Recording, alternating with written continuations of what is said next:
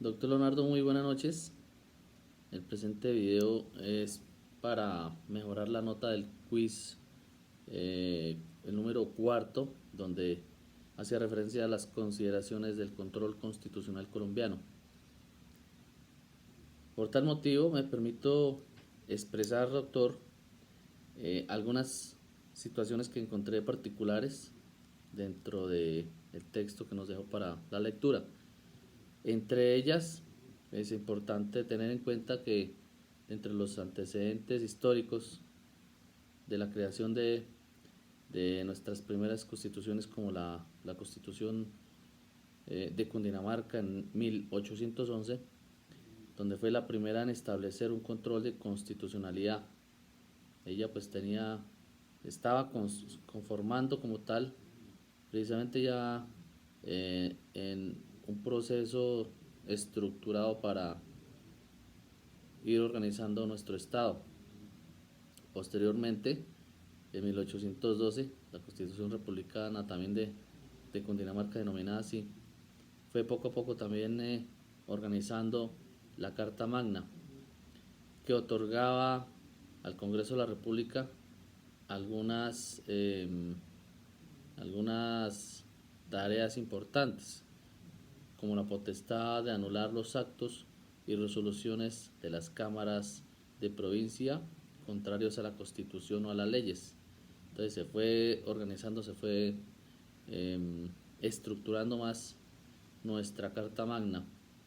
De igual manera, la Constitución ya de 1843, pues a comparación de las anteriores, no produjo muchas disposiciones, sin embargo, iba organizando ya lo que era la parte de la Corte Suprema de Justicia, los actos de las cámaras provinciales, los cabildos, cómo estaban constituidos cada uno de los integrantes, y así poco a poco se fue organizando un sistema eh, similar a otras constituciones de Europa, de Venezuela, de otros países, para que nos fuéramos organizando legislativamente y como Estado. Es así que sobre 1863 se organiza un sistema muy similar, precisamente donde sentaba el principio de supremacía constitucional, y pues que se enmarcó en diferentes artículos, donde le da funciones específicas a la Corte Suprema. Precisamente una de ellas era suspender por unanimidad de votos eh, o a pedimento del Procurador General o cualquier ciudadano la ejecución de los actos legislativos de la Asamblea de los Estados en cuanto fueran contrarios a la Constitución. Entonces siempre se tenía como principal eh, elemento la Constitución o las leyes de, de ese momento, ¿cierto? Que fueran prácticamente la Constitución era lo máximo. A partir de 1886 ya se sientan como tal ya unas bases más formadas de lo que sería el sistema de jurisdicción constitucional vigente por más de un siglo. También son citados en varios artículos, como el 151, el ordenamiento que confía a la Corte Suprema algunas competencias, como la de decidir definitivamente sobre la nulidad de los actos legislativos que hayan sido objetados por el gobierno como inconstitucionales. Por otro lado, también tenía la función de decidir de conformidad con las leyes sobre la validez o nulidad de las ordenanzas departamentales que hubiesen sido suspendidas por el gobierno o denunciadas ante los tribunales por las personas interesadas y que fueran lesivas para los derechos civiles. Entonces poco a poco ya fue tomando un orden, y ya dentro de la Carta Magna de 1991, que es ya nuestra última versión, se podría llamar, pues se fue consolidando precisamente quienes tenían funciones dentro del ordenamiento constitucional colombiano, como la Corte Constitucional, haciendo parte de la rama judicial del poder público, y nos dieron varias pautas. Entre ellas pues tenemos como el de la rigidez de la constitución política, que se hablaba precisamente en la clase pasada, donde esta rigidez o flexibilidad hacía alusión a la dificultad que presentaba precisamente para su modificación. Todo tenía un protocolo, un paso a paso para poderlo hacer.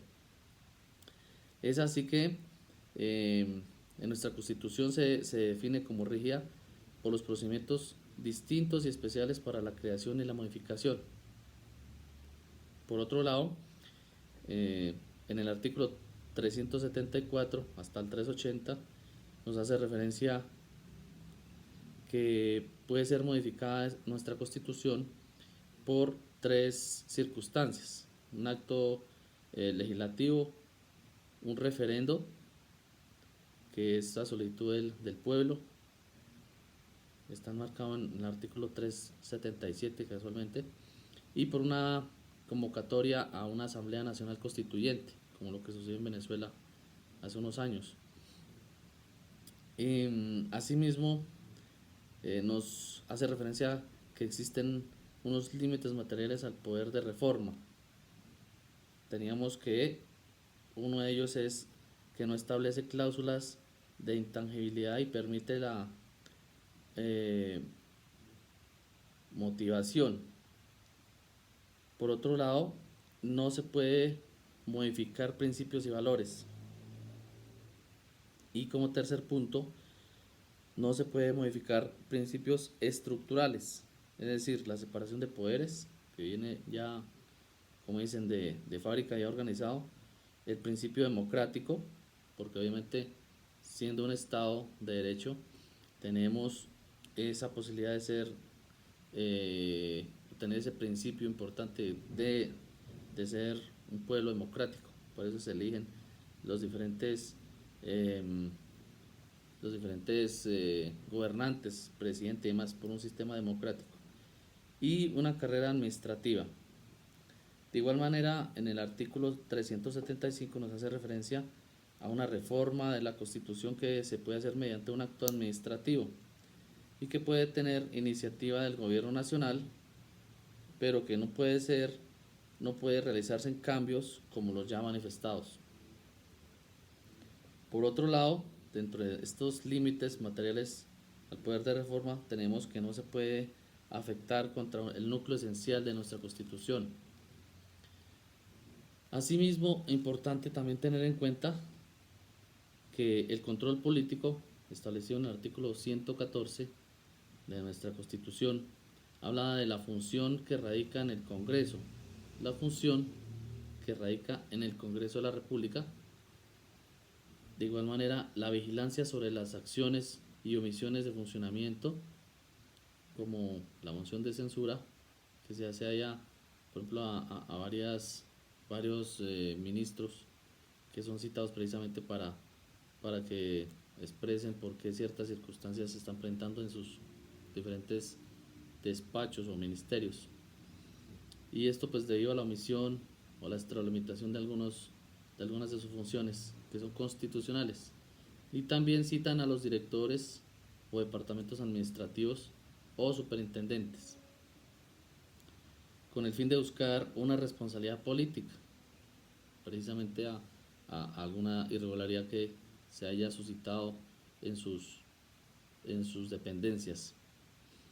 Algo muy importante es el control judicial. Tenemos el control político, ahora vamos a hablar del control judicial. Precisamente se fundamenta en la supremacía constitucional, la eficacia directa y la rigidez constitucional, que ya la habíamos hablado. Este control judicial tiene unas jurisdicciones especiales constitucionales y de lo contencioso administrativo, de acuerdo a la ley 1437, y están en cabeza de la Corte Constitucional y del Consejo de Estado. Es importante tener estas aclaraciones que precisamente nos hacía una especial aclaración en la clase sobre las circunstancias que eran atendidas por parte de la Corte Constitucional y cuáles eran atendidos por el Consejo de Estado. El tema de el Consejo de Estado, se atendían unas actividades, y por parte de la Corte Constitucional también se tenían otras funciones ya establecidas en el artículo 241, como actos reformatorios de la Constitución, referendos sobre leyes o consultas populares, leyes y decretos de ley. De igual manera, nos hacía referencia que los términos para solicitar las reformas de una ley, después de ser publicado en la Gaceta Oficial, se tenía un año por algún vicio o que afectara la formación de la materia, y que se hacía el trámite ante la Corte Constitucional. Entonces, precisamente esta información pues era muy válida para poderla tener presente, doctor, dentro de, dentro de la composición de nuestra Corte, de nuestra Constitución política.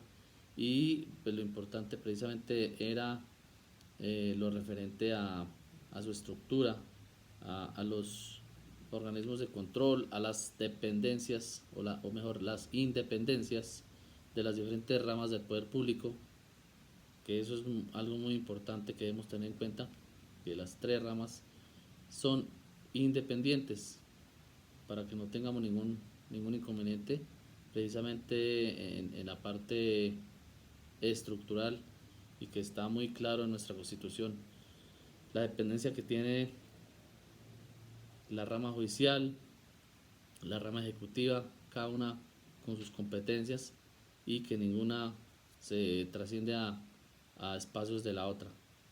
Muchas gracias, doctor, muy amable. Mi nombre es Sergio Torres, de Derecho, de Convenio de Derecho, segundo semestre. Muchas gracias, doctor.